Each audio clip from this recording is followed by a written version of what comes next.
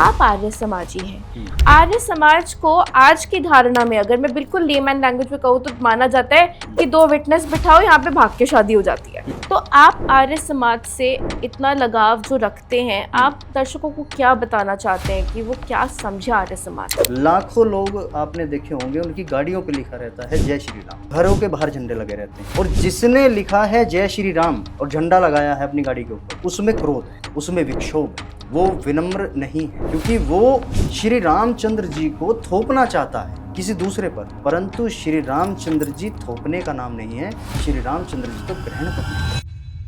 आपने माता सीता की बात, आपने मर्यादा पुरुषोत्तम श्री रामचंद्र जी की बात। माता सीता पर जो भी लांछन लगाए गए और श्री रामचंद्र जी की जो भी आगे की कहानी है कि उन्होंने माता सीता को निष्कासित कर दिया था, ये सब वाल्मीकि जी की रामायण में उत्तरकांड नहीं है, वो बाद में जो तो मंदिरों में राधा कृष्ण की पूजा होती है, रुक्मिणी कृष्ण की पूजा नहीं होती है। और रुक्मणी जबकि उनकी पत्नी थी, रुक्मणी ही उनकी पत्नी थी, एक ही पत्नी थी उनकी। अच्छा, लेकिन बाकी जो कहते हैं नहीं, वो झूठ बातें हैं। जो ये कहते हैं कि उनकी गोपिकाएं थी, गोपियां थी जो उनके आसपास रहती। गोपिकाएं कहा जाता है, गोप कहा जाता है वेद की ऋचाओं। आज के डेट में जब मैं सीनियर जर्नलिस्ट से बात करती हूँ, वो मुझे कहते हैं कि राम मंदिर आरएसएस का मुख्यालय कार्यालय है, उसके पैसे अर्जन से 700 मुख्यालय खुले हैं भाजपा के अलग अलग शहरों में। कोई पार्टी मेरे भगवान का ठेका कैसे ले सकती है और ये कैसे लोगों को कह सकती है कि तुम्हारे भगवान का इंसाफ मैं दूंगा?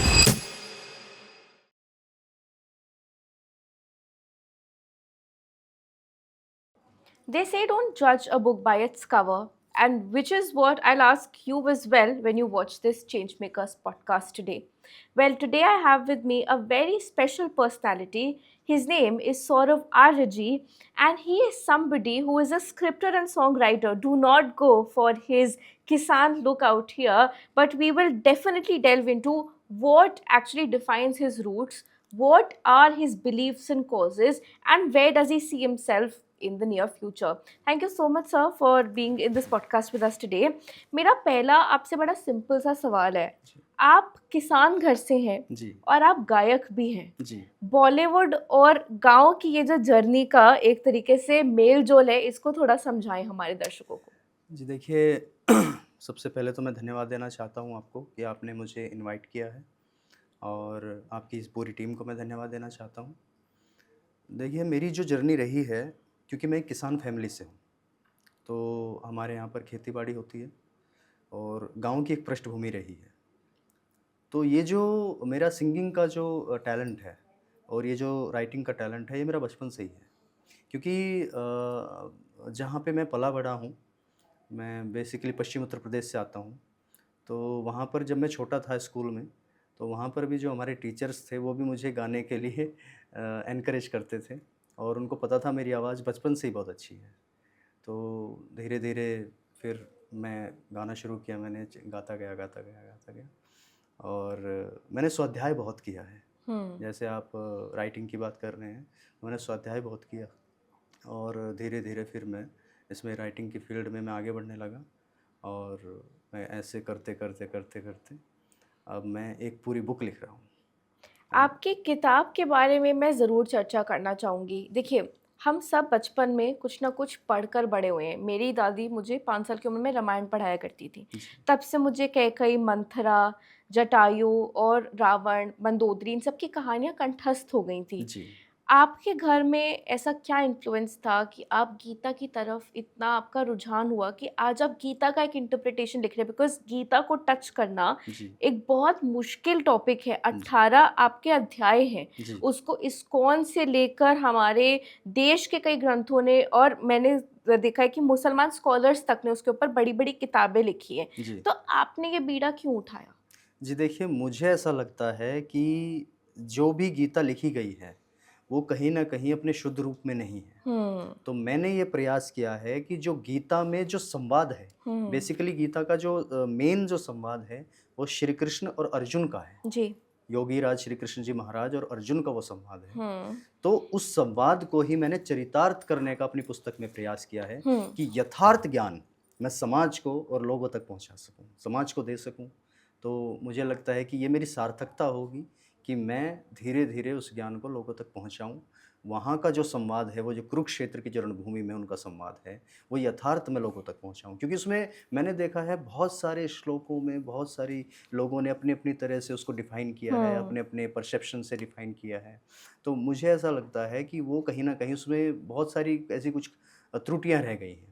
नहीं, आप सही बोल रहे हैं क्योंकि मैंने आपको जैसे कल भी मैं हम बात कर रहे थे जी, मेरा सबसे पहला परिचय जो एक्चुअली डीप महाभारत का था। जी, आप टीवी पर देखते हैं, आप सीरियल्स या मूवीज़ देखते हैं, उसके अलावा इस्कॉन ने एक पॉडकास्ट निकाला था 18 एपिसोड्स का। हुँ, मैं इंग्लिश में वो जब सुनती थी मुझे वो बहुत एंग्लिसाइज्ड लगता था। ऐसा लगता था कि जैसे जीसस क्राइस्ट की ही जो प्रीचिंग है कि I am the divine, I am the ultimate, hmm, and मुझे सुन के लगता था हमारा भगवान इतना तो नार्सिसिस्ट नहीं है कि हर चीज़ में आई मी एंड माई सेल्फ करे। Um, I do not question the political ideology of all Abrahamic religions, but um, at the same time हमारे धर्म में कुछ त्रुटियां रही होंगी जिस वजह से भारत से ही आप देखिए सनातन धर्म के बाद आर्य समाज आया। हुँ, आर्य समाज के अलावा आपका बुद्धिज़्म, जैनिज़्म, हुँ, सिखिज़्म, ये हुँ, सब धर्म जब आए, ज़ोरोस्ट्रिज़्म, हुँ, और उसके बाद ऑफ कोर्स इस्लाम, जुदाइज़्म और हुँ, क्रिश्चियनिटी आया। हुँ, ऐसे हमारे धर्मों का एक हुँ, तरीके से हुँ, विवरण हम देखते हैं। हुँ, आप आर्य समाजी हैं। हुँ, आर्य समाज को आज की धारणा में अगर मैं बिल्कुल लेमैन लैंग्वेज में कहूँ तो माना जाता है हुँ, कि 2 विटनेस बिठाओ, यहाँ पे भाग के शादी हो जाती है। हुँ, इस धारणा को तोड़ने के लिए आपने अपना सरनेम भी बदला है। हुँ, तो आप आर्य समाज से इतना लगाव जो रखते हैं, हुँ। आप दर्शकों को क्या बताना चाहते हैं कि वो क्या समझे आर्य समाज से? आर्य समाज मुझे लगता है कि वास्तव में सत्य है और सत्य की परिभाषा स्वयं सत्य होता है। हुँ, उसके अतिरिक्त और कुछ नहीं होता। बिल्कुल। अब मैं आपको बताऊँ मेरा जो जन्म है, वो आर्य समाज के कारण ही हुआ है। अच्छा। जब विवाह के मेरे माता-पिता का जब विवाह हुआ, तो 7-8 वर्ष तक उनको कोई संतान नहीं हुई थी। ओह! हाँ, और उसके उपरांत में हमारे यहाँ पर एक ब्रह्म ऋषि कृष्णदत्त जी महाराज वो आते थे हमारे यहाँ पर, तो उन्होंने कहा कि आप यज्ञ करवाइए। तो हुँ, पूरे गाँव ने आशीर्वाद दिया खड़े होकर के माता-पिता को और उसके 1 वर्ष के उपरांत मेरा जन्म हुआ है। अच्छा। जी, हुँ, तो मैं ये कहूँगा कि मेरा बचपन से ही आर्य समाज के प्रति जो इंटरेस्ट मेरा जो रहा है, वो बहुत बहुत अच्छा रहा है।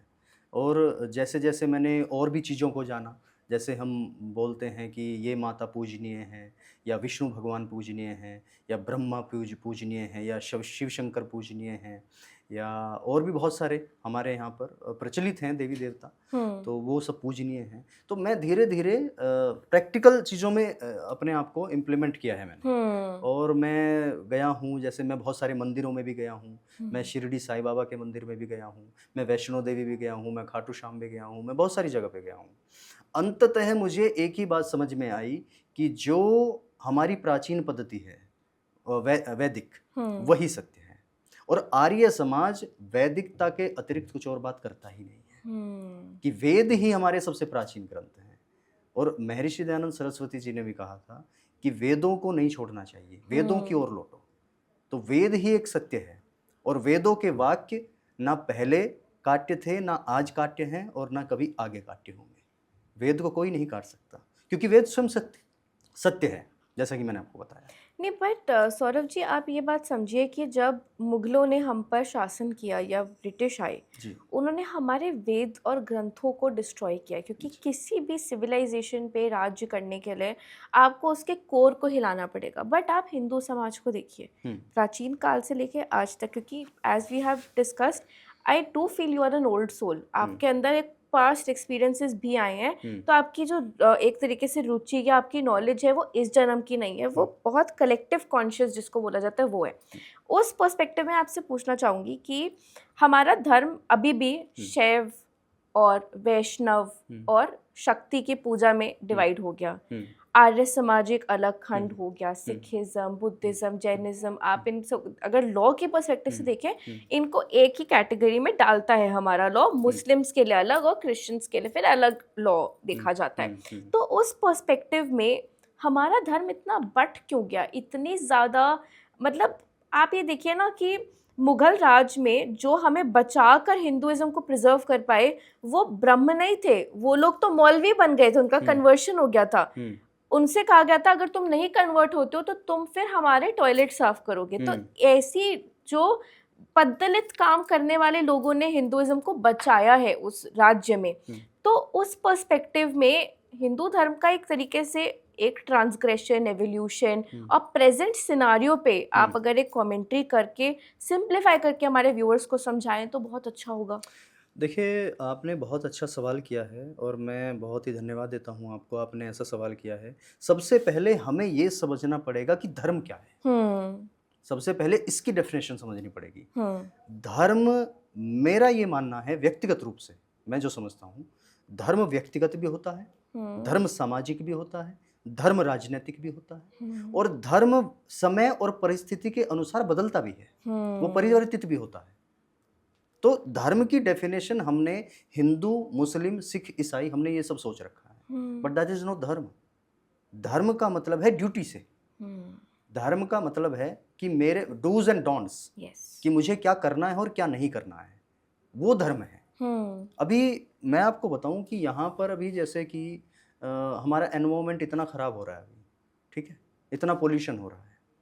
अब आप ये देखिए, आज मेरा धर्म क्या है कि मैं अधिक से अधिक पेड़ लगाऊं। भाई मेरे एरिया में आज आवश्यकता है 100 पेड़ लगाने की, ठीक है। मैं आपको ये एग्जांपल दे रहा हूँ, मैं बताऊंगा आपको कि धर्म परिवर्तित कैसे होता है और धर्म क्या है। तो मेरे यहाँ पे एनवायरनमेंट मेरा पूरा बिगड़ गया है, ठीक है, पोल्यूशन, क्योंकि मैंने अपनी ड्यूटी का निर्वाह नहीं किया ना। हाँ, तो मेरे यहाँ पर बहुत ज़्यादा पोल्यूशन हो रहा है। तो आज मेरा धर्म है कि मैं अपने एरिया में कम से कम 100 पेड़ लगाऊं, और अगले साल वो पोल्यूशन बढ़ गया, तो मेरा धर्म बदलेगा या वहीं रहेगा, बताओ। बिल्कुल बदल जाएगा, बदलेगा ना। तो मेरा धर्म क्या बनेगा कि मैं अब 200 पेड़ लगाऊं, और इसके साथ साथ मेरा धर्म ये भी रहेगा कि मैं पोल्यूशन जो लोग कर रहे हैं, जो इसके उत्तरदायी हैं, उनके खिलाफ भी मैं आवाज़ उठाऊं, उनके विरोध में भी मैं आवाज़ उठाऊं। ये भी मेरा धर्म है। तो धर्म की डेफिनेशन हिंदू, मुस्लिम, सिख, ईसाई नहीं है। मैं आपको बताऊं, हिंदू जो शब्द है, लोगों को पता ही नहीं है हिंदू शब्द कहाँ से आया है। सिंधु, हाँ, सप्त सिंधु। वो जो सै जो था, सै जो हमारा जो अक्षर है, उसको वो जो लोग मुस्लिम थे वो बोल नहीं पाते थे। स नहीं होता, ह होता है, ह होता है। तो वो सप्त सिंधु से बना हप्त हिंदू, तो वहां से ये शब्द आया है। आप रामायण उठाइए, आप महाभारत उठाइए, आप गीता उठाइए, आप वेद उठाइए, आप इनमें मुझे दिखाइए हिंदू शब्द कहाँ लिखा हुआ है। कहीं नहीं है। रामायण, मैं चैलेंज करके बोल रहा हूँ, आप महर्षि वाल्मीकि जी की रामायण उठा करके देखिए, हिंदू शब्द दिखाइए आप उसमें मुझे, नहीं है। या भगवत गीता में आप मुझे दिखाइए हिंदू शब्द कहाँ है। तो हिंदू शब्द आया कहाँ से है? ये हम सनातनी लोग हैं, और सनातन की परिभाषा भी लोगों ने गलत लगा रखी है। सनातन का अर्थ भगवा झंडा लगाना नहीं होता। मैं इसी क्वेश्चन पे आ रही हूँ। हिंदुत्व, जी, हिंदुत्व एक राजनीति है जी, जो उद्धव ठाकरे आज कर रहे हैं, उनके पिता बाल ठाकरे ने की थी। जो 1992 की रथ यात्रा थी, आज के डेट में जब मैं सीनियर जर्नलिस्ट से बात करती हूँ, वो मुझे कहते हैं कि राम मंदिर आरएसएस का मुख्यालय कार्यालय है। उसके पैसे अर्जन से 700 मुख्यालय खुले हैं भाजपा के अलग अलग शहरों में। मेरा एक सिंपल सा सवाल है, हम सब ने भाजपा को एट सम पॉइंट वोट डाला या सपोर्ट किया है, पर कोई पार्टी, जब आप धर्म की बात करते हैं और आप धर्म के रक्षक की तरह, मतलब एक तरीके से हम लोग फील करते हैं, कोई पार्टी मेरे भगवान का ठेका कैसे ले सकती है और ये कैसे लोगों को कह सकती है कि तुम्हारे भगवान का इंसाफ मैं दिलाऊंगा? नहीं, पहले तो हमें ये समझना पड़ेगा कि भगवान क्या है। हम तो यही ईश्वर और भगवान का फर्क। ईश्वर जो है वो न्यायकारी है, वो दयालु है, वो अजन्मा है, वो अनंत है, वो निर्विकार है, उसमें कोई विकार उत्पन्न नहीं हो सकता। वो सर्वंतर्यामी है, वो सर्वेश्वर है, वो सर्वाधार है। तो वो अजर है, अमर है, नित्य है, अभय है, सत्य है, पवित्र है, सृष्टि करता है। वो ईश्वर है, वो अजन्मा है, वो कभी जन्म नहीं लेता। यदि ईश्वर ने जन्म ले लिया तो फिर वो ईश्वर कैसा है? सही बात है। और भगवान, जो लोगों ने एक जो धारणा बना रखी है कि ये भगवान है, वो भगवान है, भगवान की डेफिनेशन मैं आपको बताता हूँ। भगवान जो शब्द है वो निकला है भग धातु से, और भग का अर्थ होता है संपूर्ण ऐश्वर्य का जो स्वामी होता है। अब आप सोचो, आपके पास बहुत बड़ा भूभाग है जमीन का, आप जमीन के बहुत बड़े भूभाग के मालिक हो, आपके साथ बहुत सारे जनसमूह भी है, आपके पास बहुत सारा पैसा भी है, धन भी है, धन ऐश्वर्य के आप स्वामी हो। तो जो आप चाहो आप उसे प्राप्त कर सकते हो। सही बात है। ठीक है, आप पूर्ण रूप से सुखी हो तो आप भगवान की कैटेगरी में हो, बशर्ते आप अपने कर्तव्यों का निर्वहन शुद्ध अंतःकरण से करो। किसी का भला करते जाएं, धर्म, अगर बुरा नहीं कर सकते मैं तो मैं हाँ वही जी। बता रहा हूँ, धर्म सत्य न्याय और नीति के मार्ग पर जो चले और वो संपूर्ण ऐश्वर्य का स्वामी हो तो वो भगवान है। तो हमारे जो महापुरुष रहे हैं जैसे योगीराज श्री कृष्ण जी महाराज, मर्यादा पुरुषोत्तम श्री रामचंद्र जी, ये सब भगवान थे, परंतु ये ईश्वर नहीं थे। ईश्वर कौन है फिर? ईश्वर निराकार है, मैंने बताया ना आपको, ईश्वर कभी जन्म नहीं लेता, ईश्वर निराकार है। तो इंग्लिश में अगर मैं समझूं, आप सुपर ह्यूमन और गॉड की क्लासिफिकेशन कर रहे हैं। जैसे इस्लाम में भी अल्लाह का कोई रूप नहीं है, बिल्कुल अल्लाह इज एन एनर्जी। बिल्कुल उनके मसीहा या प्रॉफिटियर हैं आपके, या तो हुसैन जो शियाज के हेड हैं, या फिर आपके प्रॉफिट मोहम्मद जो सुन्नीस के हेड हैं। जी जी, अगर आप उसको क्रिश्चियनिटी में देखें तो Jesus is the messenger of God, messenger but of not the God himself, Yes. And God is not visible. तो आप एग्जैक्टली, मानते हैं कि हिंदुइज्म में भी जो हम पूजा कर रहे हैं ब्रह्मा विष्णु महेश की, वो भगवान हो सकते हैं, पर वो ईश्वर नहीं है, ईश्वर निराकार है। अब आपने बहुत अच्छी बात ये उठाई है, आपने कहा पूजा, आपने एक शब्द यहाँ पर लेके आया, पूजा। तो पूजा क्या है? यदि आप आज लोगों से पूछो पूजा क्या है, कुछ लोग डिफाइन करेंगे कि पूजा किसी मूर्ति के सामने दिया जलाना या उस पर पुष्प अर्पित कर देना या धूप बत्ती जलाना या अगरबत्ती जलाना, वो पूजा है। पूजा ये नहीं है। पूजा, अब मैं आपको एक छोटा सा एग्जांपल देता हूँ। मैं सुबह उठा, मैंने अपना योगासन किया, ठीक है, और उसके बाद मैंने अपना व्यायाम किया, प्राणायाम किया, उसके बाद में मैंने अच्छा भोजन ग्रहण किया, और मैं अपने शरीर को किसी भी प्रकार की हानि होने से बचा रहा हूँ। तो मैं अपने शरीर की क्या कर रहा हूँ? पूजा। मैं पूजा कर रहा हूँ अपने शरीर की। पूजा यही है कि मैं अपने शरीर की कितनी टेक केयर कर रहा हूँ, ये पूजा है। अच्छा, आप एक बात बताओ, मैं कहूँ कि मैं अपने माता पिता की पूजा करता हूँ, तो पूजा ये नहीं है कि मैं उनको डेली पुष्प अर्पित करता हूँ या उनके सामने दिया जलाता हूँ, धूप अगरबत्ती जलाता हूँ। पूजा बेसिकली मैं उनकी कितनी सेवा कर रहा हूँ, दैट इज कॉल्ड पूजा, कि मैं उनका कितना आज्ञाकारी पुत्र हूँ, उनकी आज्ञा का कितना पालन आप करता अपने हूँ। धर्म का कितना निर्वाह कर रहे हैं एक तरीके से अपने बेटे होने के रोल में, आप ये कहना चाहते हैं? हाँ बिल्कुल। और मैं आपको बताऊं, धर्म जो है वो मुझे लगता है कि ह्यूमैनिटी से बड़ा कोई धर्म नहीं है, मानवता सबसे बड़ा धर्म है। अब देखिए ना, लोगों ने श्री रामचंद्र जी पर, जो मर्यादा पुरुषोत्तम श्री रामचंद्र जी, उन पर कितने गंभीर गंभीर आरोप लगाए, उन्हें भी नहीं छोड़ा लोगों ने। परंतु आज के समय, मैं आपने जो वो टॉपिक स्टार्टिंग में उठाया था, मैं उसी पे आ रहा हूँ। आज के समय में लोग वो भगवा झंडा लेकर के चलते हैं, उस पे लिखा होता है जय श्री राम जी। लाखों लोग आपने देखे होंगे, उनकी गाड़ियों पे लिखा रहता है जय श्री राम, घरों के बाहर झंडे लगे रहते हैं। घरों के बाहर झंडे लगे रहते हैं। और जिसने लिखा है जय श्री राम और झंडा लगाया है अपनी गाड़ी के ऊपर, उसमें क्रोध है, उसमें विक्षोभ है, वो विनम्र नहीं है, क्योंकि वो श्री रामचंद्र जी को थोपना चाहता है किसी दूसरे पर। परंतु श्री रामचंद्र जी थोपने का नाम नहीं है, श्री रामचंद्र जी तो ग्रहण करने का नाम है। सही बात है। और थोपने का नाम नहीं है। अब मर्यादा पुरुषोत्तम श्री रामचंद्र जी के पूरे जीवन को उठा करके देखो, उन्होंने कभी भी स्वयं को किसी के ऊपर थोपा ही नहीं है, बिल्कुल भी नहीं। उन्होंने जब उनको राज्य मिला जिस रात को, उस समय महर्षि वाल्मीकि जी लिखते हैं कि उस समय भी उनके मुखमंडल पर कोई प्रसन्नता नहीं थी। और अगली सुबह जब उन्हें यह पता चला कि कुछ नहीं करना, अब सीधा अपना बैग पैक करो और वन को जाना है, वन चले जाना है, तब भी उनके मुखमंडल पर किसी प्रकार का कोई दुख नहीं था। तो जो प्रत्येक स्थिति में समान भाव से व्यवहार करे, वही तो भगवान है। और मर्यादा पुरुषोत्तम श्री रामचंद्र जी के जीवन से इतनी सारी प्रेरणा लेने की हमें आवश्यकता है कि उनके जीवन में आप कहीं पर भी उठा करके देखो, क्रोध नाम की कोई चीज ही नहीं है। उन्होंने तो जो दबे हुए थे, जो कुचले हुए थे, जो निर्वासित थे, जो निष्कासित लोग थे समाज से, उनको उठा करके अपने गले से लगाया। आप ये सोचिए कि एक केवट जैसे जी जो नावकार थे, उनसे भी इतने अच्छे संबंध रखना, शबरी से जटायु का उद्धार करना, मतलब ये हमारे मर्यादा पुरुषोत्तम राम है। आपने जो बात कही है कि इन लोगों से उनके संबंध स्थापित हुए, समाजवाद का हम नाम लेते हैं, परंतु समाजवाद का सबसे बड़ा उदाहरण और सबसे पहला उदाहरण मर्यादा पुरुषोत्तम श्री रामचंद्र जी ने स्थापित किया। समाजवाद क्या होता है? सभी सबको को साथ साथ लेकर लेकर के चलना, चलना, बिल्कुल। समाज में सभी के साथ जुड़े रहना। उन्होंने उनके लिए यह आदेश था कि भाई जब तक आप 14 वर्ष तक आप वन में रहोगे, आप किसी नगर में प्रवेश नहीं करोगे, ठीक है? आप कहीं नहीं जाओगे, कोई भी ऐसी सुख सुविधा ग्रहण नहीं करोगे जो राजा महाराजा ग्रहण करते हैं। उनको तो यहाँ तक कहा गया था कि आप बच्चा नहीं कर सकते। मैं वही कह रहा हूँ जी। तो आप जो है, आप ये सोचिए, तो वो जंगल में ही रहे, परंतु उन्होंने सहायता किससे ली? जो दबे कुचले लोग थे, जो निर्वासित लोग थे। आप वानर सोचिए ना, वानर हाँ, तो सबसे पद्दले मैं तरीके से होते थे। मैं वानर पे भी आऊंगा, मैं बताऊंगा वानर का भी। हम्म। और आप ये देखिए कि श्री रामचंद्र जी ने उन लोगों को उठा करके अपने पास बिठाया, सही बात जबकि है। वो लोग अपने आप को उस समय अछूत समझ रहे थे कि हम लोग तो राजा रामचंद्र जी के पास भी बैठने योग्य नहीं है, ये राजा हैं और हम तो कुछ भी नहीं है इनके सामने। परंतु श्री रामचंद्र जी ने उन लोगों को उठा करके अपने पास बैठाया।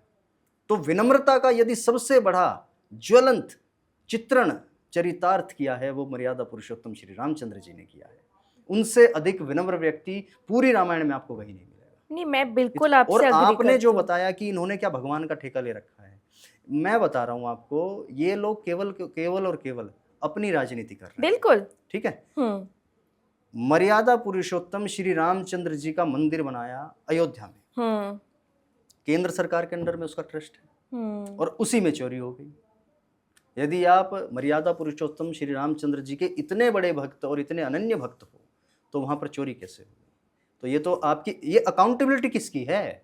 ये आपका प्रश्न तो यहाँ फेलियर है ना। है। सिंपल सी बात है, अकाउंटेबिलिटी आप बाद में देंगे। जैसे अभी इस पॉडकास्ट शुरू होने से पहले 12 बजे एक बिल पारित हुआ है, अभी 1-1:30 बज रहे हैं जब हम ये शूट कर रहे हैं। जी जी। ठीक है, जितेंद्र सिंह जो साइंस मिनिस्टर हैं, वो एक बिल लेकर आए हैं कि 10 करोड़ का फाइन और 10 साल की जेल होगी उस एग्जाम पेपर लीक के लिए जो आप करते हो। ये फ्यूचर के लिए, जैसे निर्भया कांड हो गया, उसके बाद हमने स्ट्रिक्ट लॉज बनाए। उस जान का क्या, निर्भया तो एक जान थी, उसके बाद भी हर 22 मिनट रेप होता था, पता नहीं कम हो गया ज़्यादा हो गया, ये स्टैटिस्टिक्स देखने वाले होंगे एक दिन की बात जब हम करते हैं। और आप ये देखिए कि अभी ये जो 22 बच्चे मर गए, 25 बच्चे मर गए जिन्होंने सुसाइड किया, उनकी कोई अकाउंटेबिलिटी नहीं है, क्योंकि अकाउंटेबिलिटी आती है डिस्कशन से। आप और मैं किसी बात पे डिसएग्री भी कर सकते हैं, जरूरी नहीं कि हम पॉडकास्ट में बैठे हैं तो हम हर बात में हाँ जी ही बोलेंगे। ये सरकार हाँ जी की सरकार है। और आपको याद होगा, मैं आपसे डिस्कस करी थी अबाउट द अरब स्प्रिंग कि 2011 में जब आपके मिडिल ईस्ट में आपने मीडिया के ऊपर कंट्रोल कर लिया था, जो आज के रेट में लोगों को लगता है कि अर्नब, चित्रा त्रिपाठी, अर्चना ओम कश्यप, सुधीर चौधरी एक सरकार के लिए कह रहे हैं, तब इंडियन इंडिपेंडेंट मीडिया का राइज हुआ और वहां पर भी उन्होंने ब्लॉग पोस्ट से सरकार पलट दी थी, क्योंकि उससे पहले किसी को पता ही नहीं चल रहा था कि अंदर चल क्या रहा है। वो खबर बाहर तक पहुंचाना, और ये जो अभी प्रेशर भी बना है धर्मेंद्र प्रधान पर रिजाइन करने का, वो इंटरनेशनल मीडिया कवरेज की वजह से बना है। अब मेन बात ये है कि डिस्कशन, लोकतंत्र, मुझे लगता है कि हम राजा रजवाड़े में भी जीने के बाद भी, आप मर्यादा पुरुषोत्तम राम का एग्जाम्पल लीजिए, श्री राम का, कि भरत ने पादुका रखकर जमीन से, इनफैक्ट पिट से राज किया था कि मैं वहीं सोऊंगा, वहीं रहूंगा, मैं राम से एक स्तर नीचे हूं, ये उनका समर्पण था।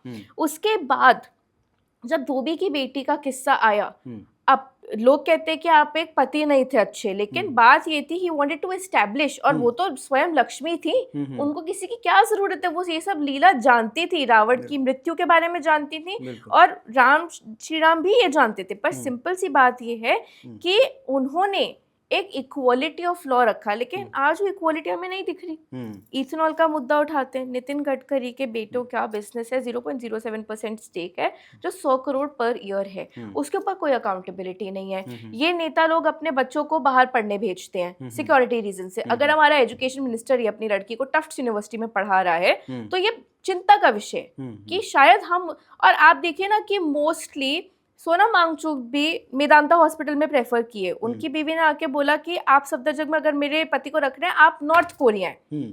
तो आज की डेट में हमारे जो अपना इंफ्रास्ट्रक्चर है, भारत का इंफ्रास्ट्रक्चर, उस पे नेताओं को विश्वास नहीं है, उस पे बड़े बड़े दिग्गजों को विश्वास नहीं है। लेकिन अब यही सब सर्विसेज और यही आइडिया ऑफ न्यू इंडिया हम पे थोपा जा रहा है।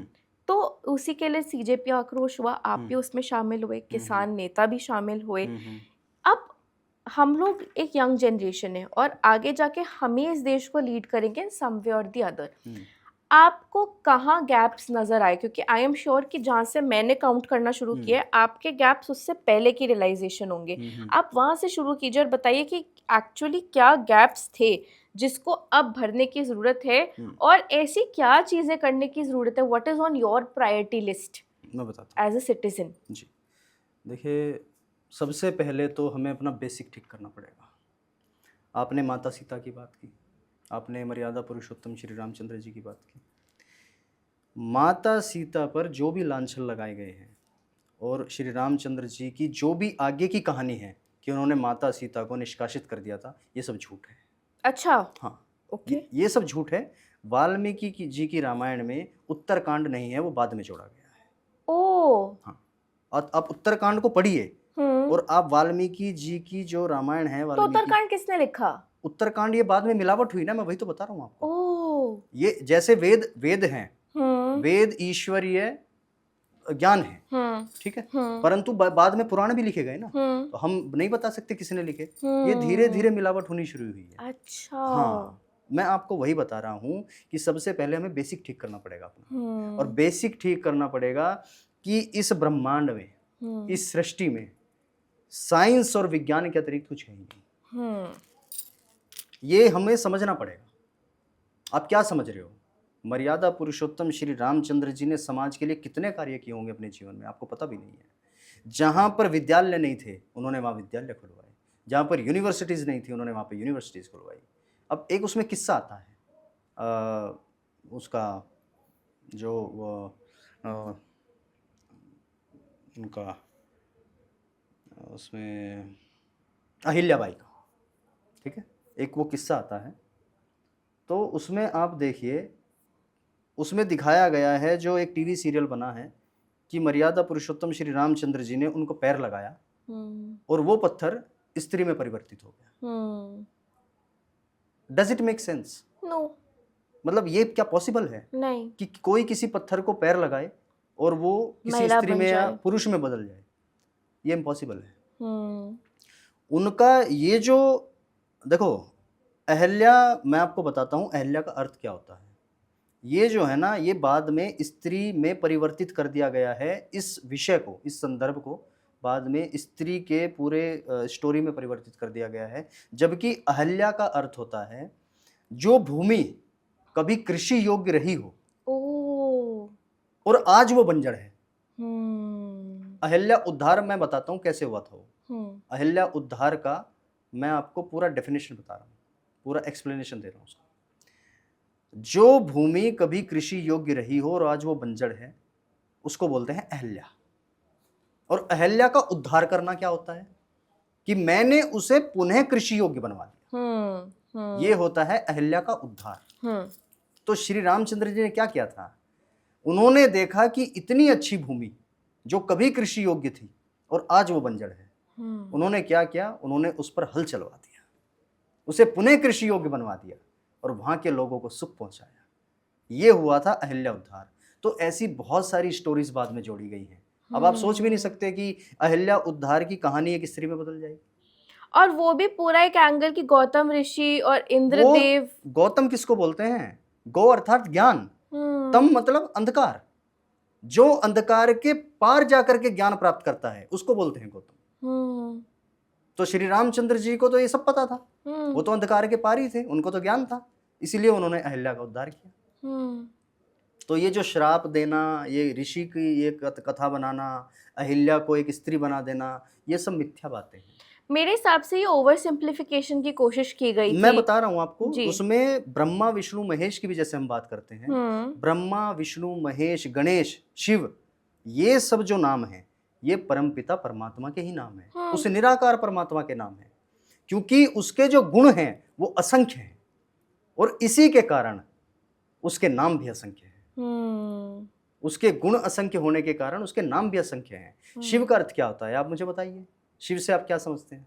मैंने सुना है कि वो शव का अर्थ है कि आपको शिव की साधना करनी तो आपको शव हो जाना होगा। नहीं, शिव का अर्थ होता है जो कल्याणकारी हो। जो किसी का कल्याण करता हो उसे कहते हैं शिव। और परमात्मा के अतिरिक्त और इस सृष्टि में कौन है जो सबका कल्याण करता है? सही बात है। परमात्मा ही कल्याण करता है बिल्कुल सबका। बिल्कुल। तो उसका नाम शिव भी है, ब्रह्म भी है, महेश भी है, विष्णु भी है, गणेश भी है। जो सभी गणों का ईश्वर है उसे ही तो गणेश कहते हैं, बिल्कुल। जो सभी गणों का ईश्वर है। ये जो बाद में जितनी भी कथाएं जोड़ी गई हैं ये सब मिथ्या बातें हैं। अब देखिए श्री कृष्ण जी के ऊपर कितना मिथ्या दोष लगा है लोगों ने। बिल्कुल बिल्कुल, रास लीला और हर चीज कि 16,000 बीवियों के साथ वो एक साथ कोएग्जिस्ट करते थे, ये नहीं समझते कि उन औरतों को पद्दलित किया गया था। मैं आपको ये कह रहा हूँ 16,000 तो आप छोड़िए, हाँ।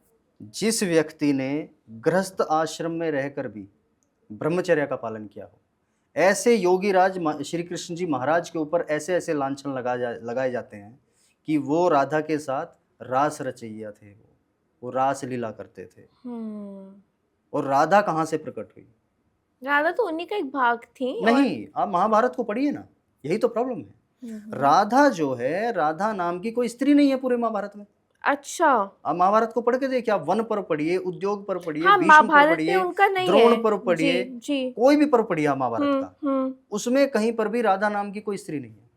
तो फिर राधा का उत्पन्न, राधा मैं बताता हूँ आपको, राधा जो है वो कर्ण की माँ का नाम था, जिसने हाँ उसका हाँ हाँ, पालन ये पोषण सही किया बोल रहे था। हैं आप। हाँ जी हाँ जी।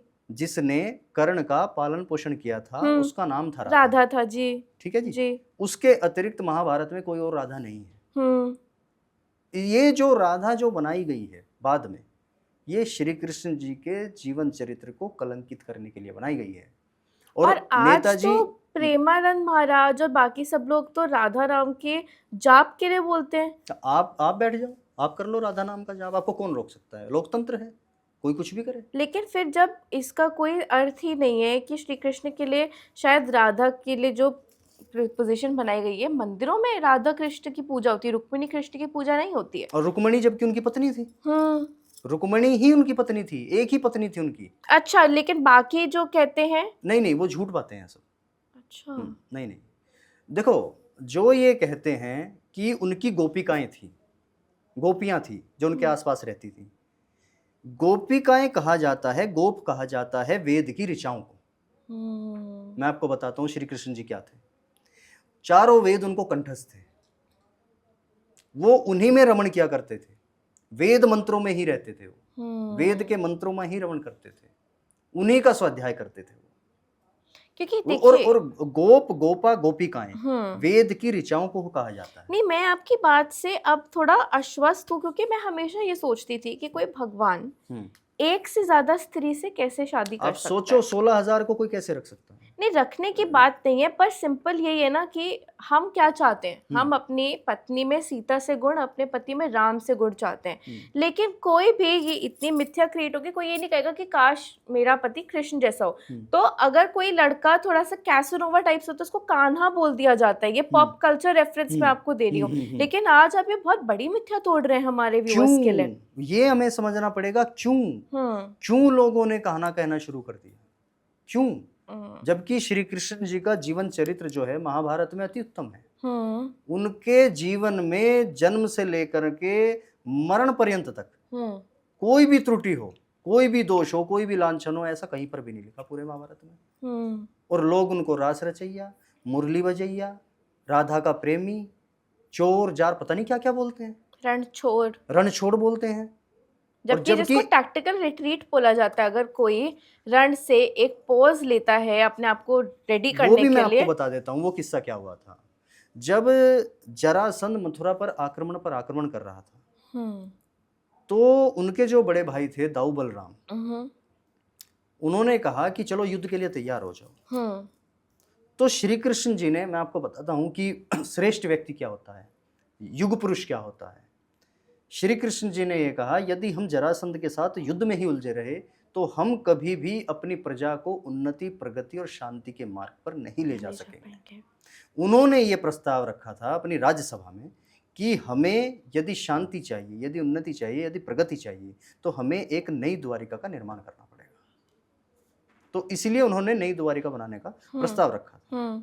और द्वारिका भी ऐसा नहीं कि वो ऐसे किसी ने फूंक मारी और बन गई।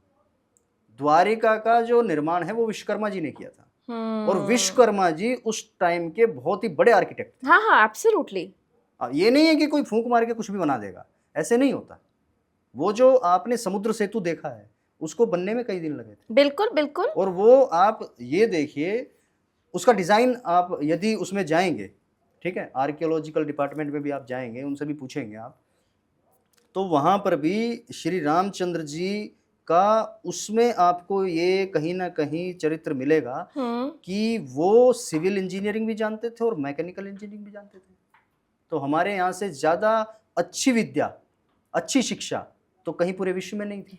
सौरभ, जब मैं विद्या पर आती हूँ, बहुत आपने स्ट्रॉन्ग वर्ड यूज़ किया है। जी। हम कल इस बारे में बात कर रहे थे कि हमारा बेसिक्स ही इंफ्रास्ट्रक्चर वाइज जो देश का निर्माण है, अभी मैं क्या खबर पढ़ रही हूँ कि सीजेपी प्रोटेस्ट का एक उद्देश्य था, उस उद्देश्य से हटके हम उसका पोस्टमार्टम कर रहे हैं कि बच्चों ने मोदी को कैसी कैसी गाली दी।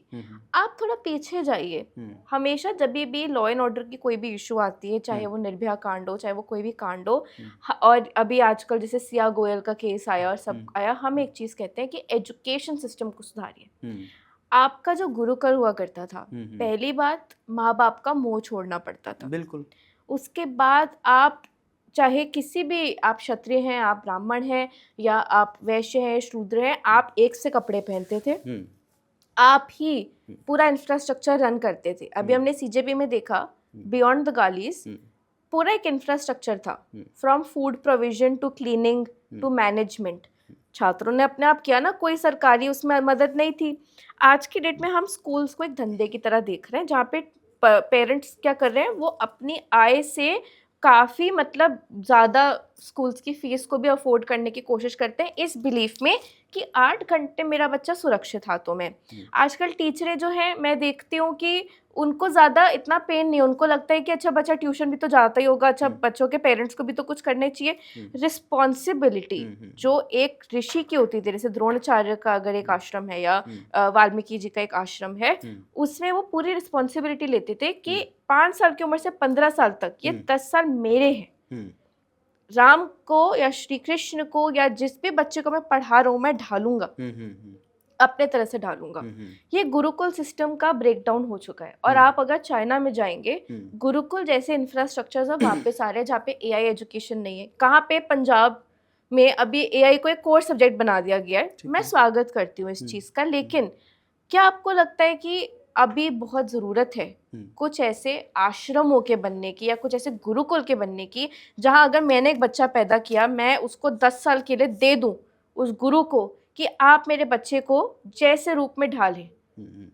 क्योंकि अभी आप हॉस्टलों की धारणा ये जानते हैं कि वहाँ पे बच्चे ड्रग्स शुरू कर देते हैं, they get expose to the reality too soon, और हमें ये सब कहानियाँ पता चलती हैं। बट जब हम ये कहानियाँ सुनते हैं कि कैसे श्री राम जो थे, उनकी पूरी ट्रेनिंग हुई थी, आप बता रहे हैं कि वो सिविल और मैकेनिकल इंजीनियरिंग में मास्टर्स थे, सारी चीजें सिखाई जाती थी गुरुकुल में। पहले गुरुकुलों में हमारे यही तो विद्याएं सिखाई जाती थी।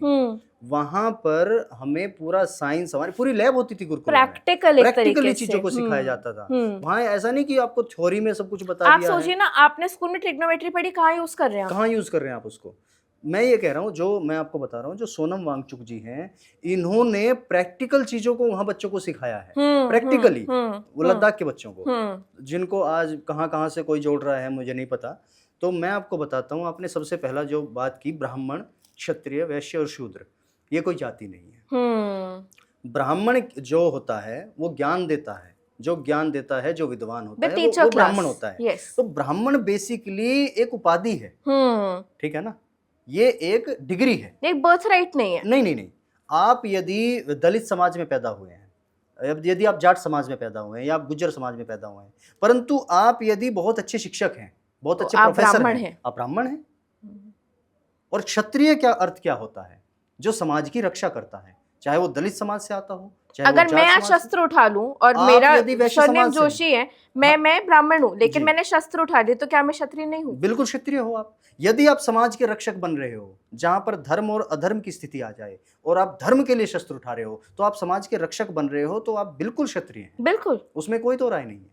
यदि कोई अच्छी सेवा कर रहा है, और चाहे वो ब्राह्मण भी है, तो वो अच्छा शूद्र है। शूद्र का अर्थ जो सबकी सेवा करता है। जो और सफाई वैश्य, रखता है, हाँ, जो एक ऑर्डर इंस्टिल करता है, वो ऐसे काम करता है जो बाकी सब नहीं कर रहे। नहीं कर सकते, क्योंकि समाज में सफाई अभियान चलाना सबके लिए आप देखिए चीजें, डॉक्टर्स भी जो हैं उनको भी शूद्र कहा गया, क्योंकि हाँ they are touching blood, they are बिल्कुल, टचिंग। और आज की डेट में डॉक्टर्स को भगवान की उपाधि दी जाती है, हम्म। लेकिन अगर हम क्लासिफिकेशन में जा रहे हैं तो वो तो शूद्र हुए, तो ऐसे तो लोग डॉक्टर ही छोड़ देंगे। नहीं, मैं वही कह रहा हूँ, यदि कोई किसी भी समाज में जन्म लेता है, जन्म पर उसका कोई अधिकार नहीं है, परंतु यदि वो अपने धर्म के अनुसार, मैंने धर्म को बताया, धर्म को आप हिंदू मुस्लिम सिख ईसाई में मत लेना, धर्म इज ड्यूटी। धर्म इज ड्यूटी। हम्म। यदि वो अपने धर्म के अनुसार अपने कर्तव्यों का शुद्ध अंतःकरण से निर्वहन करता है, तो वो ब्राह्मण भी हो सकता है, वो वैश्य भी हो सकता है, वो क्षत्रिय भी हो सकता है, वो शूद्र भी हो सकता है, वो कोई भी हो सकता है। और रही बात आज की डेट में जो माहौल चल रहा है, आपने जो चीज़ें पूछी थी मुझसे एजुकेशन को लेकर के, एजुकेशन को लेकर मैं आपको बताता हूँ, मैं पश्चिम उत्तर प्रदेश से आता हूँ, और आप उत्तर प्रदेश ही समझो, तो हमारे उत्तर प्रदेश में जैसे बेटी बचाओ बेटी पढ़ाओ का एक नारा है, ठीक है, बेटी बचाओ बेटी पढ़ाओ आपको जगह जगह दीवारों पर लिखा हुआ कहीं ना कहीं मिल जाएगा, बिल्कुल। और इसके एडवर्टाइजमेंट के ऊपर भी बहुत से पता नहीं कितने लाखों करोड़ों रुपए खर्च हुए हैं, मुझे नहीं पता, परंतु मैं ये कह रहा हूं, जहां पर बेटी बचाओ बेटी पढ़ाओ का नारा सरकार दे रही है और पूरे उत्तर प्रदेश में एक भी महिला विश्वविद्यालय नहीं है, यहां प्रश्न उठाने की बात है। 30,000 स्कूल अकेले यूपी में बंद हुए हैं, पूरे भारत में 93,000 बंद हुए हैं। बिल्कुल बिल्कुल आप सही कह रहे हो। जहां आप ये देखिए, आप मुझे एक बात बताइए, एक गवर्नमेंट टीचर है, ठीक है, वो गवर्नमेंट स्कूल में पढ़ाता है, ठीक है, अपने बच्चों को वो उस गवर्नमेंट स्कूल में क्यों नहीं पढ़ाता? सही बात है, बिल्कुल सही प्रश्न है। यदि हमारे गवर्नमेंट स्कूल में आज पढ़ाई हो रही है, तो हमारे गवर्नमेंट टीचर अपने बच्चों को प्राइवेट स्कूल की बस में, प्राइवेट स्कूल की बस में बैठा करके तब ड्यूटी पर अपनी क्यों जाते हैं, तब सरकारी स्कूल में पढ़ाने क्यों जा रहे हैं? यदि इतनी अच्छी पढ़ाई होती है वहां पर, तो अपने बच्चों को क्यों नहीं पढ़ा लेते? आईएएस का बच्चा नहीं पढ़ा रहा, नेता का बच्चा नहीं पढ़ा रहा, गवर्नमेंट स्कूल में बनाया तो आपने ना, मेरे टैक्स पेयर मनी से। बिल्कुल, मैं वही कह रहा हूं, मैं फिर इंफ्रास्ट्रक्चर की बात कर रहा हूं, मैं फिर शिक्षा पे आ रहा हूं कि हमारे देश में शिक्षा इतनी कमजोर है, हमारे यहाँ के बच्चे ऑस्ट्रेलिया जाकर के एमबीबीएस करते हैं, आप कनाडा जाकर के एमबीबीएस करते हैं, रशिया जाते हैं, बांग्लादेश इवन, बताओ बांग्लादेश हमारे सामने क्या है, बांग्लादेश जाकर के वो एमबीबीएस करते हैं। तो हमारे यहाँ पर पढ़ाई जो है, यदि आप अच्छी शिक्षा देना चाहते हो अपने बच्चों को, तो आपके पास इतने पैसे नहीं है कि आप उसको अफोर्ड कर पाओ।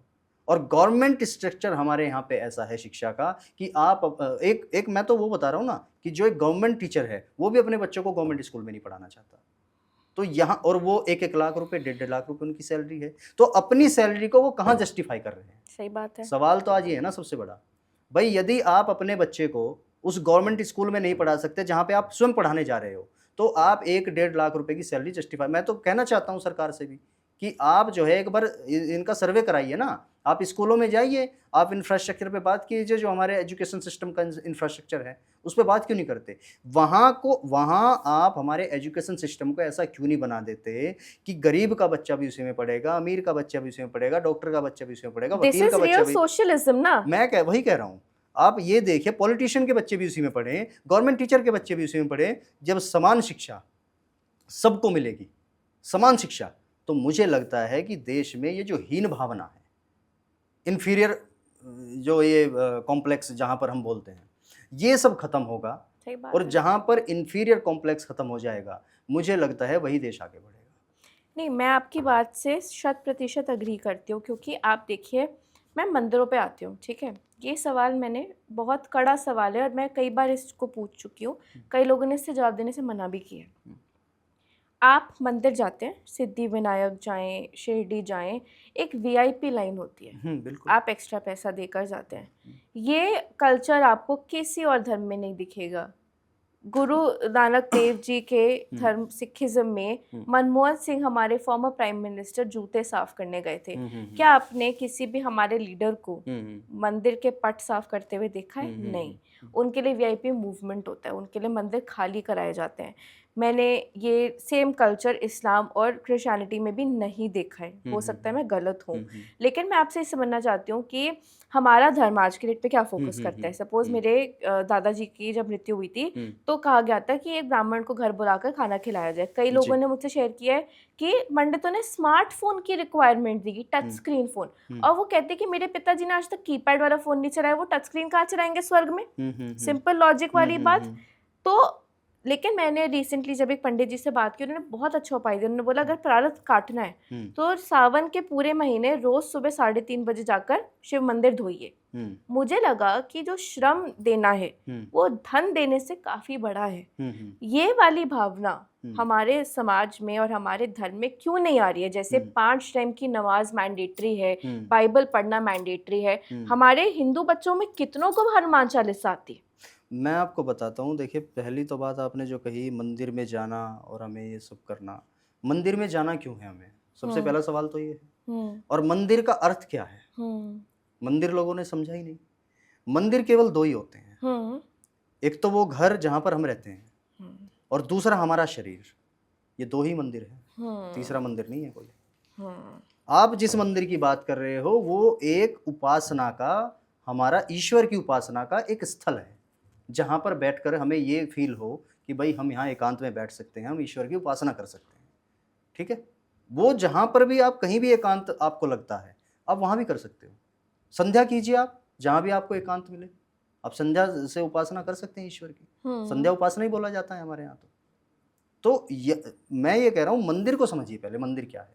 और ये जो वीआईपी लेन का जो कल्चर है, मैं ये कह रहा हूँ देश की जनता को ये समझना चाहिए कि हमें साइंस पे चलना है, हमें विज्ञान पे चलना है। इस ब्रह्मांड में जो कुछ भी साइंटिफिकली प्रूव्ड है वही सत्य है, और जो कुछ भी साइंटिफिकली प्रूव्ड नहीं है वो सत्य नहीं है। इसका मैं समझाता हूं आपको एक्सप्लेनेशन। महर्षि दयानंद सरस्वती जी ने आर्य समाज के 10 नियम बनाए, और सबसे पहला नियम उन्होंने ये लिखा, सब सत्य विद्या, सब सत्य विद्या और जो पदार्थ विद्या से जाने जाते हैं उन सब का आदि मूल परमेश्वर है। सब सत्य विद्या और जो पदार्थ विद्या से जाने जाते हैं, अर्थात जो साइंटिफिकली प्रूव्ड है, जो हम जिसको नॉलेज से जान सकते हैं, उन सब का आदि मूल परमेश्वर है। और जो असत्य है, जो अविद्या है, जो अंधकार है, उनका परमात्मा से कोई वास्ता नहीं है। तो परमपिता परमात्मा के मूल स्वरूप को जानना सबसे पहला तो हमारा यही धर्म होना चाहिए। बिल्कुल।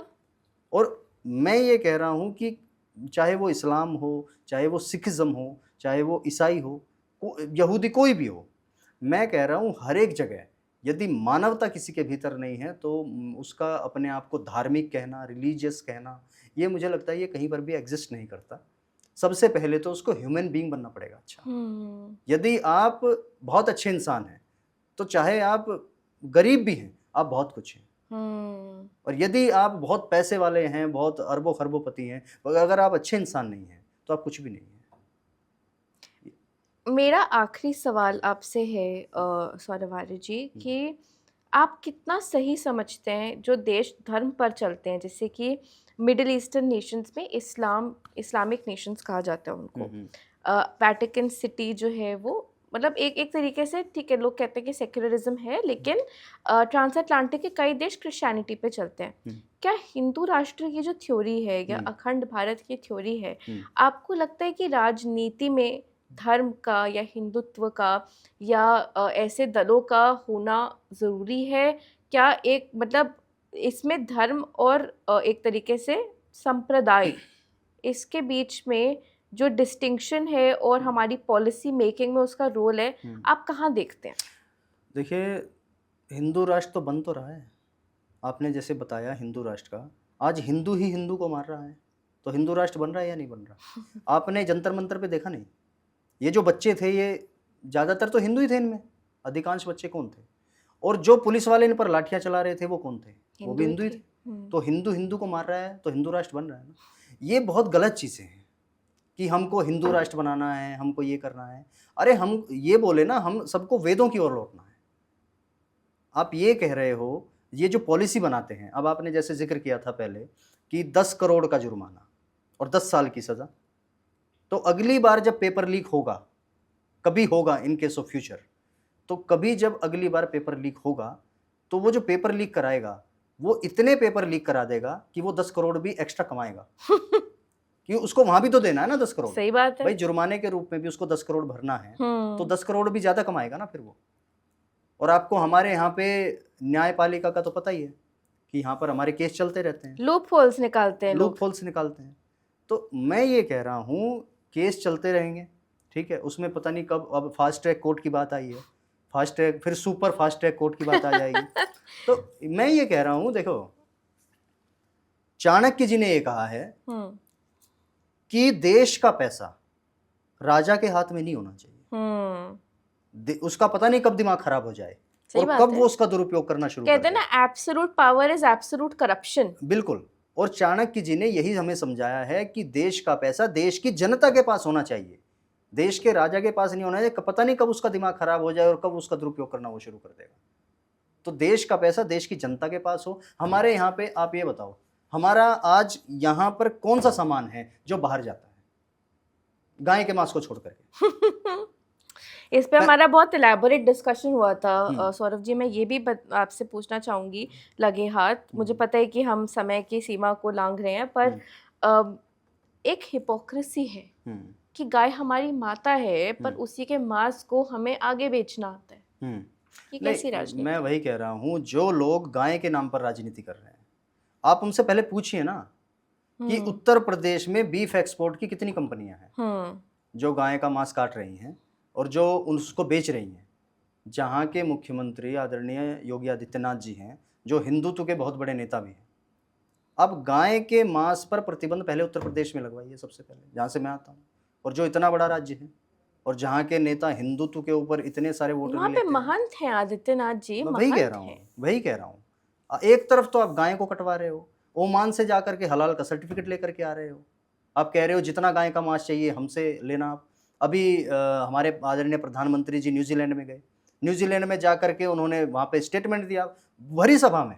उन्होंने कहा कि आज भारत बीफ एक्सपोर्ट में सबसे आगे हो गया है। यूएस ट्रेड डील में यूएस के किसानों के जो गाय हैं उनका दूध लाने से भी एक तरीके से परहेज है, क्योंकि वो अपनी गायों को क्या खिलाते हैं हमें नहीं पता। Indo US trade deal Bharat के लोगों के लिए बहुत खतरनाक है। मैं आपको बता रहा हूँ, भारत का किसान मर जाएगा, भारत का किसान बर्बाद हो जाएगा, और ये लोग चाहते हैं भारत का किसान बर्बाद हो। जब भारत का किसान बर्बाद होगा तभी तो इनको अपनी जमीन बेचेगा, तभी तो वो भीख मांगेगा, तभी तो वो भूखा मरेगा। आप ये देखिए ना Saurabh ji, let's go back into history ji. UPA राज्य में जो मेरी conscious and I can be corrected on the public forum, Anna आंदोलन से बड़ा कोई आंदोलन नहीं था। निर्भया कांड में प्रोसेशन निकला था। इस उसमें कार्यकाल में पहले जेएनयू हुआ, आपने पहले ही बच्चों से, जब वो जेनजी भी नहीं बने थे, वो मिलेनियल थे, उनसे पंगा लिया। फिर आपने सिंघू बॉर्डर पे जो हाल किया हमारे सिख भाइयों बहनों का, हमारे किसान भाइयों बहनों का, टिकैत जी ने पूरा मूवमेंट लीड किया। लास्ट में मोदी जी को अपने 3 वो फार्मर्स बिल वापस लेने पड़े थे, लेकिन आपने उनको एंटी नेशनल घोषित कर दिया। CANRC के ऊपर हमारी बहनें जो बैठी थी उनको आपने पैलेस्टीनियन बोल दिया, टूल किट बोल दिया, ये बोल दिया, वो बोल दिया, बिरयानी बैठ रही है, प्रेग्नेंट हो रही है, कैसे कैसे मीम्स और वो सब बनते थे। ये पब्लिक कॉन्शियस जानता है। और अभी रिसेंटली हमने CJP का प्रोटेस्ट देखा। आगे अभी 31 जुलाई को इथेनॉल मार्च निकलेगा, गांधी मार्च, गाड़ी मार्च, जो तहसीन पूनावाला निकाल रहे हैं। मेरा सिंपल सा सवाल है कि ये सरकार खुद मूवमेंट से बनी है। अरुण जेटली से लेकर, रेखा गुप्ता से लेकर, धर्मेंद्र प्रधान से लेकर, ये बड़े बड़े नेता ABVP से आए हैं। करेक्ट। इन्होंने छात्र राजनीति की इज्जत की है। इनमें से कितने लोग किसान नेता खुद होंगे? अर्जुन राम मेघवाल हो गए, या जैसे प्रहलाद जोशी का भी मैंने बहुत नाम देखा है कि वो रीजनल लीडर है, कर्नाटका के लीडर हैं। तो आप अपने बेसिक्स का भूल गए कि आपके लिए जय जवान जय किसान पीछे हो गया। जवान की जिंदगी आपने पुलवामा में नीलाम की है। सवाल वो नहीं है, सवाल ये है कि आपसे अग्निवीर योजना मांगी किसने थी? सही बात है, जवानों की मैं बात कर रहा हूँ। आपने 16 साल की आर्मी की नौकरी को 4 साल का क्यों किया है? इसका जवाब दीजिए। क्या आप देश को कमजोर करना चाहते हैं? कमजोर करना चाहते हैं। दूसरा, आपने जो बोला है एथनॉल वाला मामला, ये जो 3 कृषि कानून आए थे इनका मामला, तीनों कृषि कानून क्या किसानों ने मांगे थे इनसे कि ये उस पर पॉलिसी बना करके वो थोप देना चाहते थे किसानों पे? किसानों ने 13 महीने तक आंदोलन चलाया, वहाँ बैठे रहे बारिश में, धूप में, गर्मी में, सर्दी में, और फिर लड़े इनसे। आपने उनको खालिस्तानी बोल दिया, आपने उनको खालिस्तानी, कैनेडियन बोल दिया। आतंकवादी, पता नहीं क्या क्या बोला है किसानों को। और जबकि इस देश का किसान इस देश की रीढ़ है। जिस देश की 65% आबादी लगभग खेती किसानी पर निर्भर हो, आप उस देश के किसानों पर ऐसा अत्याचार करोगे? आप सीजेपी को चाइना प्रोटेस्ट बोल रहे हैं। मैं वही कह रहा हूं। और अब आप पेट्रोल में एथेनॉल मिला रहे हैं। आप इसका मुझे लॉजिक समझाइए डीप में जाकर कि क्या गन्ना किसान को इथेनॉल ब्लेंडिंग से फायदा हो रहा है। देखिए मैं आपको बताता हूँ, एथेनॉल जो है वो 3 प्रकार का होता है। हम्म पहला होता है 1G, जो ये चल रहा है अभी, जो गन्ने से बनता है, ठीक है। दूसरा होता है हमारा 2G एथेनॉल, ठीक है, जो वेस्ट से बनता है, जैसे हमारा भूसा है, ठीक है। हमारा जो आप ये समझिए एक तरीके से मैं इसको इस प्रकार से कहूँगा, जो गन्ने की जो खोई होती है ना, वो वाला, और जो पराली होती है, ठीक है, पर उनसे आप बना सकते हैं एथेनॉल, ठीक है। और तीसरा होता है हमारी जो गंदे पानी के ऊपर जो काई लगती है, अच्छा, एल्गे, ठीक है, तो उससे भी बनता है एथेनॉल, वो सबसे सुपीरियर है। अच्छा, हाँ, आप ये बताओ, आप 2G इस्तेमाल कर सकते हैं, ठीक है, एथेनॉल। आप 3G भी कर सकते हैं। 3G भी कर सकते हैं, ठीक है। ये 3rd जनरेशन का है जो मैंने आपको बताया, वो काई वाला। और 2G जो है ये वेस्ट से बनता है। अब आप मुझे एक बात बताओ, आप 1G एथेनॉल बना रहे हो गन्ने से, ग्रेन से, जो हमारे चावल हैं। 1 लीटर एथेनॉल बनाने के लिए जो हम चावल से बनाए, 10,000 लीटर पानी खर्च होता है उसमें। आप देखिए ना कि यूएस का कॉर्न बैंड था कितने टाइम तक। मैं उसी पे आ रहा हूँ। तो 10,000 लीटर जब पानी खर्च होता है, आप कह रहे हो कि इस देश में तेल का क्राइसिस है। मैं कह रहा हूँ वाटर क्राइसिस नहीं है। हमारे यहाँ की बात बता रहा हूँ मैं आपको। हमारे यहाँ पे गाँव में पहले नलकूप होते थे, ठीक है, उनमें पानी आता था। अब सब नलकूप तो बंद हो गए, अब सबमर्सिबल है, ठीक है। वहाँ से हमारा जो ग्राउंड वाटर था वो बहुत नीचे चला गया है। तो पानी का क्राइसिस पूरे देश में आने वाला है आने वाले टाइम में। और आप जो एथेनॉल बनाने की बात कर रहे हो, 10,000 लीटर लगभग पानी उसमें जो है वो लगता है 1G एथेनॉल बनाने के लिए। और आपसे किसी ने डिमांड नहीं किया कि एथेनॉल को आप ब्लेंड करो पेट्रोल में। अब वहां पे जो है सुप्रीम कोर्ट में केंद्र सरकार ने एक बयान दिया, इन्होंने केंद्र सरकार की तरफ से एक बयान गया है सुप्रीम कोर्ट में कि इसकी ये जो है ट्रायल पे है। एथेनॉल जो हम पेट्रोल में मिला रहे हैं, 2030 में होना था। हाँ, ये ट्रायल पे है और कम से कम 1 साल लगेगा ये जानने में कि ये सही है या गलत है। तो सबसे बड़ी बात है, there is an E0 car, there is an E10 car, there is an E20 car. आपने सब पे E20 थोपा।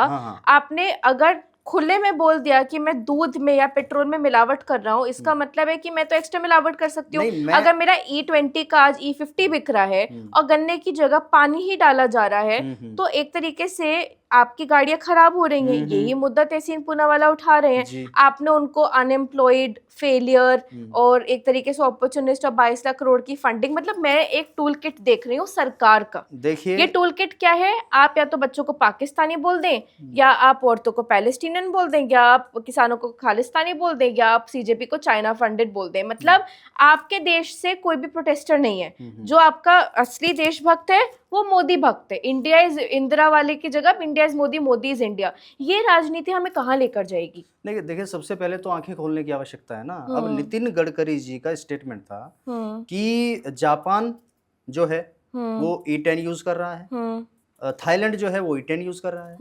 अरे भैया, उनके पास टेक्नोलॉजी है, उनके पास ज्ञान है। आपके पास कौन सी टेक्नोलॉजी है? हमारे यहाँ पे जो कारें हैं वो कंपेटिबल ही नहीं है एथेनॉल के लिए। आप कैसे, मतलब आपने ईवी की एक स्कीम निकाली, आपने वो ईवी की स्कीम की सब्सिडी खत्म कर दी। आपको अगर गैस को ठीक करना है या आपको पोल्यूशन को ठीक करना है तो आप ईवी लाइए ना। मैं आपको ईवी का भी बता देता हूँ।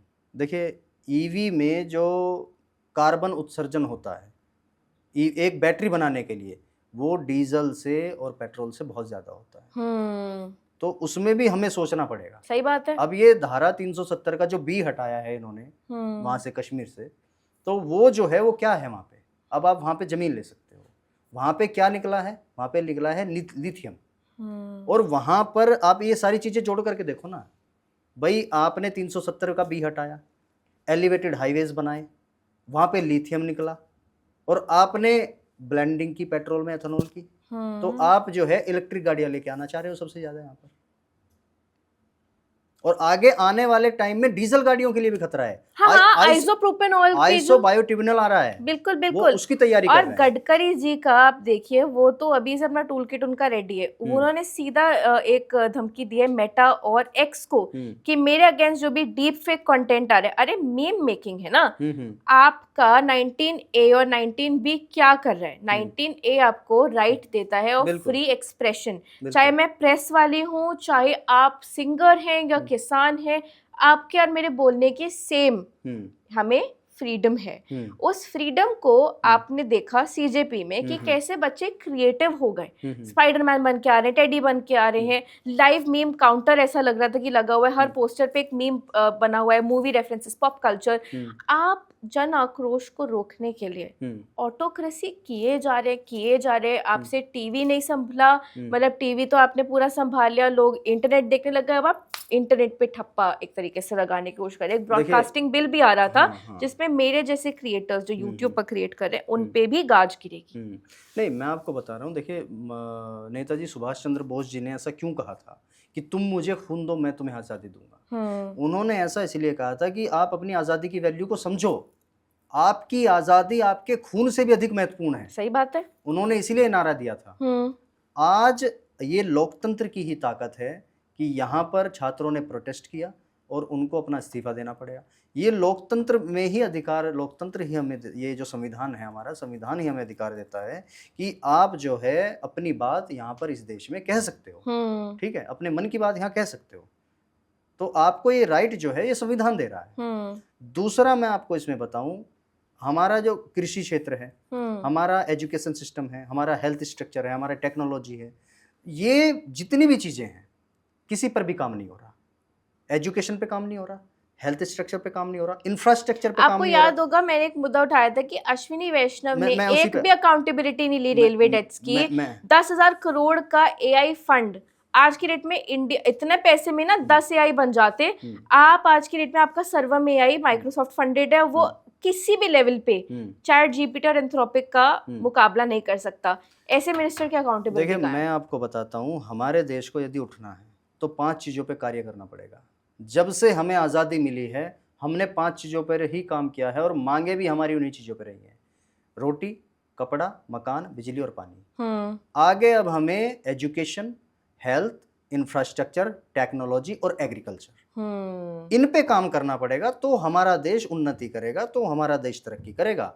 अन्यथा यदि आप किसी भी उन्माद में, अवसाद में और अंधभक्त होकर के कहीं पर भी, किसी भी, मैं विषय को ले रहा हूँ, कहीं पर भी आप आंखों पर अपनी पट्टी बांध करके आप लग जाएंगे, तो फिर जो है ना तो आप देशभक्त हैं, ना आप राष्ट्रभक्त हैं, ना आप मातृभूमि के भक्त हैं। तो आपको अपने देश के बारे में यदि सोचना है तो साइंस पे काम करना पड़ेगा, टेक्नोलॉजी पे काम करना है। आप चाइना को देखो, आप जापान को देखो, टेक्नोलॉजी कितनी सर नीचे रख के काम करते हैं वो देश वाले। मैं वही कह रहा हूँ आपको, यहाँ पर जो है आप देखिए, हमारे, मैं कृषि क्षेत्र की बात करूँ क्योंकि मैं किसान परिवार से आता हूँ, हमारे यहाँ पर हरित क्रांति के नाम पर हाइब्रिड बीज, यूरिया, डीएपी हमारे ऊपर ये थोप दिया गया। हमारे देशी बीज खत्म हो गए, अब उन हाइब्रिड बीजों में कीड़ा लग रहा है। अब उस कीड़े को मारने के लिए हमें वहीं पे फिर पेस्टिसाइड लेना पड़ रहा है। तो हम, किसान कहाँ फंस गया? किसान तो बाजारवाद में फंस गया। अब जब तक किसान उन्नति नहीं करेगा भारत में, तो भारत आगे कैसे बढ़ेगा? सही बात है। सबसे बड़ा सवाल तो ये है। तो यदि भारत को आगे बढ़ना है तो सबसे पहले किसान को और जवान को मजबूत करना पड़ेगा कि हमें इस अग्निवीर योजना को हटा करके पुनः उन्हें स्वतंत्रता देनी पड़ेगी, पुनः उनकी जो हमारी जो ड्यूटी है, परमानेंट कमीशन या शॉर्ट कमीशंस को लाना आर्मी होगा। की जो है एज इट इज उन्हें वो अधिकार देने पड़ेंगे। और दूसरा, हरित क्रांति में हमें रिफॉर्म्स करने पड़ेंगे, तब जाकर के हमारा देश उठ सकता है, तब जाकर के उन्नति कर सकता है। सौरभ जी, मुझे आपसे बात करके आज इतना ज्ञान मिला है, मुझे ऐसे लगा मैं किताब पढ़ रही थी, एक क्या मैं 10 किताबें पढ़ रही थी। हमने एक बहुत विस्तृत चर्चा की, गागर में सागर भरने की कोशिश की। अब हम समय समाप्ति के करीब हैं, तो मैं आपका बहुत बहुत शुक्रिया करना चाहूँगी अपने सारे नियप के व्यूअर्स के बिहाफ पे। आप ट्रूली एक चेंज मेकर हैं सर। हम यही चाहेंगे आप जैसे और युवा उठें और मार्गदर्शन दें हमारे व्यूअर्स को। अगर आपको ये पॉडकास्ट अच्छा लगा तो ज़रूर हमें कमेंट्स में बताएं कि आपको क्या हिस्सा इसका अच्छा लगा। सौरभ आर्या जी को आप उनके सोशल्स पे फॉलो कर सकते हैं। उनकी किताब के लिए आप ज़रूर टकटकी बनाए रखें कि कब वो बाहर आएगी। पढ़ें, समझें, अंधभक्ति में ना खोएं और देखते रहिए नियप लेटेस्ट खबरों के लिए।